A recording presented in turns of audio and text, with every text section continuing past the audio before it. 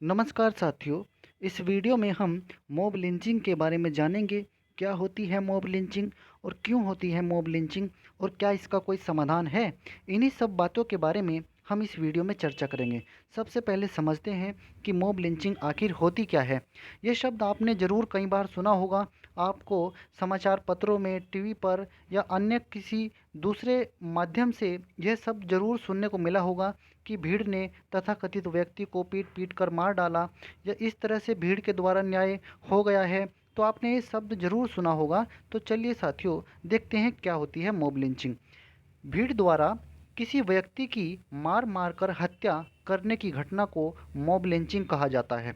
भीड़ में किसी एक व्यक्ति का दोष नहीं होता है और भीड़ क्योंकि बहुत संख्या में इसमें लोग शामिल होते हैं, तो किसी एक व्यक्ति को तो दोषी इसमें माना नहीं जा सकता। जिससे कि अगर हम ये देखें कि किस व्यक्ति की गलती है, क्योंकि यहाँ भीड़ होती है, भीड़ में आप किसी एक व्यक्ति की गलती नहीं निकाल सकते। और जहाँ तक ये एक सबसे बड़ा समस्या का सवाल यही है, क्योंकि जो भीड़ होती है, भीड़ में जब किसी एक व्यक्ति को दोषी नहीं माना जा सकता और इसीलिए ऐसी घटनाओं पर कार्रवाई भी नहीं हो पाती है। अक्सर ऐसा देखा गया है कि ज़्यादातर ऐसी घटनाएं जो होती हैं वो किसी न किसी धर्म से संबंधित ही होती हैं। ज़्यादातर ऐसी घटनाएं धार्मिक स्वरूप को धारण किए हुए होती हैं। तो देखते हैं मॉब लिंचिंग का अर्थ क्या होता है। मॉब लिंचिंग दो शब्दों से मिलकर बना है। मॉब लिंचिंग दो शब्दों से मिलकर बना है। एक शब्द तो इसमें क्या है, मॉब, और दूसरा है इसमें लिंचिंग। अब मॉब का अर्थ होता है भीड़ और लिंचिंग का अर्थ होता है गैर कानूनी ढंग से प्राण दंड देना। अगर हम दोनों शब्दों को मिला दें तो दोनों शब्दों के द्वारा एक क्या इसका अर्थ निकलता है, भीड़ के द्वारा दिया गया दंड, दिया गया मृत्यु दंड। यही होता है मॉब लिंचिंग का वास्तविक अर्थ। अब मॉब लिंचिंग के क्या कारण होते हैं, चलिए साथियों देखते हैं। इसका जो सबसे मेन रीज़न होता है, क्योंकि ज़्यादातर मॉब लिंचिंग की घटनाएं जो होती हैं वो किसी न किसी धार्मिक पहलू से जुड़ी हुई ज़रूर होती हैं। तो सबसे पहले हम अगर बात करें, भारत में सबसे बड़े दो समुदाय हैं, एक हिंदू और दूसरा मुस्लिम। अगर हम बात करें, भारत पर अंग्रेज़ों ने जब राज किया तो भारत की अंग्रेज़ों पर, जो भारत पर अंग्रेज राज करते थे, उनका यहाँ राज करने का एक सबसे बड़ा सिद्धांत क्या था कि ये फूट डालते थे हमारे बीच में, हमारे भाइयों के बीच में फूट डालते थे। यानी कि ये फूट डालो और राज करो की नीति पर कार्य करते थे और इसी वजह से इन्होंने भारत में इतना बड़ा साम्राज्य स्थापित भी किया। तो अंग्रेज जो थे, अंग्रेज तो वो चले गए लेकिन वो अपनी नीतियाँ यहीं छोड़ गए और इन नीतियों का प्रयोग कुछ राजनीतिक दल या लोग अपने फायदे के लिए ज़रूर करते हैं और ये तभी से ही चलता आ रहा है। तो ऐसे ही दल या लोग पहले तो किसी स्थान पर धार्मिक भावनाओं को बढ़ावा देते हैं, जिससे एक धर्म अपने आप को शक्तिशाली महसूस करने लगता है और दूसरा धर्म अपने को कमज़ोर समझने लगता है। फिर क्या होता है, फिर इन दोनों धर्मों से संबंधित किसी नाजायज़ घटना को अंजाम दे दिया जाता है। जब किसी नाजायज़ घटना को अंजाम दे दिया जाता है तो इसी से ही क्या होता है, जब ये घटना घटित हो जाती है तो इस घटना के कारण लोगों का गुस्सा फूट पड़ता है और इस गुस्से के द्वारा दूसरे धर्म के लोगों के साथ मारपीट की घटना को अंजाम दिया जाता है। यह मारपीट का स्तर इतना अधिक बढ़ जाता है कि उससे उस व्यक्ति की मृत्यु तक हो जाती है।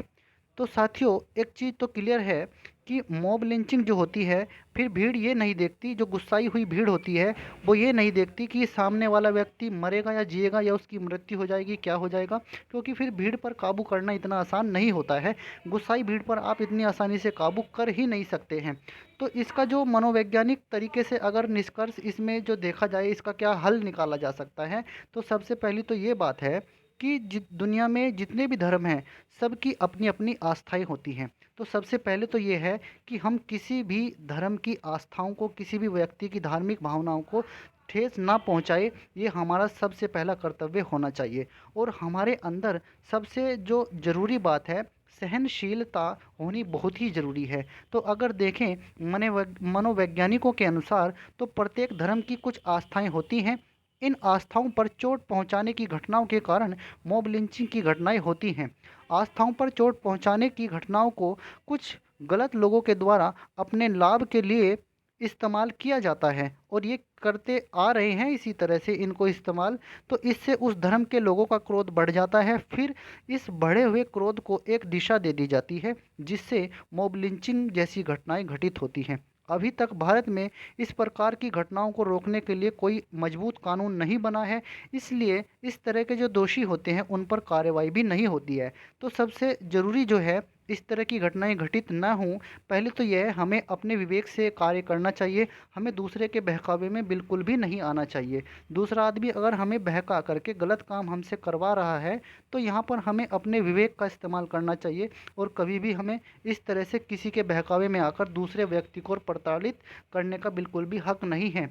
तो हमें सभी धर्मों का सम्मान करना चाहिए, सभी धर्मों की इज्जत करनी चाहिए, दूसरे लोगों को भी उसी तरह से सुनना चाहिए जैसे हम चाहते हैं कि हमें भी कोई सुने।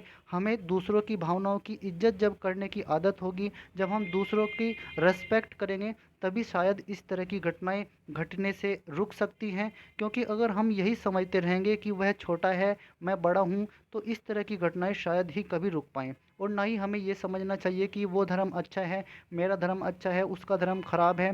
तो इस तरह की भावनाएं भी हमारे मन में नहीं होनी चाहिए। तो शायद तब जाकर कहीं हम इस तरह की घटनाओं को रोक सकते हैं। अगर साथियों आपको ये वीडियो अच्छा लगा है, इसमें कुछ आपको नई जानकारी प्राप्त हुई है, तो कृपया करके वीडियो को लाइक कीजिए, शेयर कीजिए और हमारे चैनल को सब्सक्राइब कीजिए। धन्यवाद साथियों।